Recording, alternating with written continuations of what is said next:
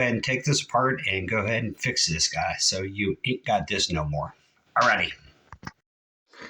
Alright, these are the things you're going to need for the repair. You need a little hex or Allen wrench here, and this is usually 5/32, and yeah, 3/32.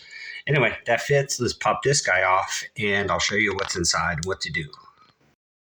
All right, so just use your 3/32 Allen wrench to unloosen the set screw, and what you have inside here is you've got your cartridge and you've got your bonnet nut, and most of the times you're not going to have to get up underneath unless you got to hold the bottom side to be able to unloosen this, but most times you can just pop this guy right off. So anyway, so we're going to put our wrench on it. And anyway, I'll be right back. I'm going to take this off. Can't do it with one hand. All right, so we got the bonnet nut off, and then what you want to do is just grab this guy and just pull it up, and it's going to be in there. You can see the little indentations where they sit on this side and the other side. So anyway, just grab this guy and just yank it out of there. I'll show you what's inside. There we go. So inside here, you can just put this on the side, and inside here, I don't know if you can see it, down in there, you've got a rubber seat, and underneath that is a spring. A lot of times these seats and springs give out. But you want to check this little washer here on the cartridge. And on the bottom here, just make sure nothing's plugging that up or blocking that on the inside. That's where the water stop is once you turn the handle. So anyway, check this out. No need to take this apart, but if the seat and the spring doesn't work, there's another washer inside here that you can just pull this guy apart, but really no need to unless your repair doesn't work. So anyway, just take some needle nose pliers, pull that washer or the seat out of there and underneath the spring.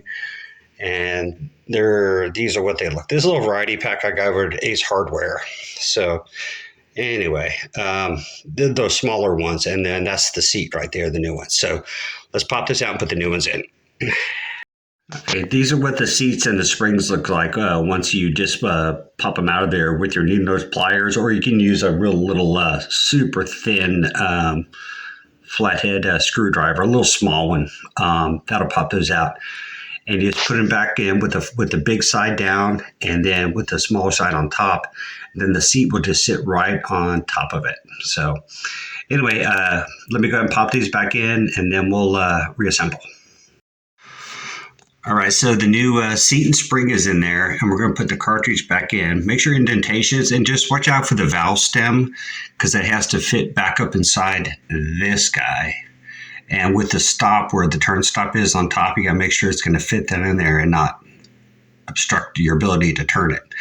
So anyway, so we got this back on there. We're just going to push this guy, align it, push it back down. It's kind of a pain in the ass. You got to make sure you're not screwing up this washer in there either. Let me mess with this a little bit. Let me mess with this and I'll be right back. Okay, so it's tightened back down with the bonnet nut back on. Then you just go ahead and take this guy, and it's going to be more like this. Just, okay, finagle that back down in there. Reset your set screw with your little 3/32 Allen wrench. Tighten that guy up. Let's go underneath here. Let's turn the water back on.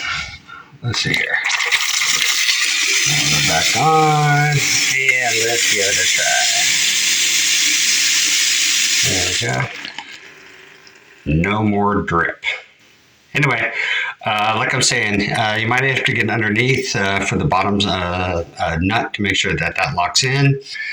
Splash it around a little bit, make sure it's not leaking underneath, and success. There we go. All finished.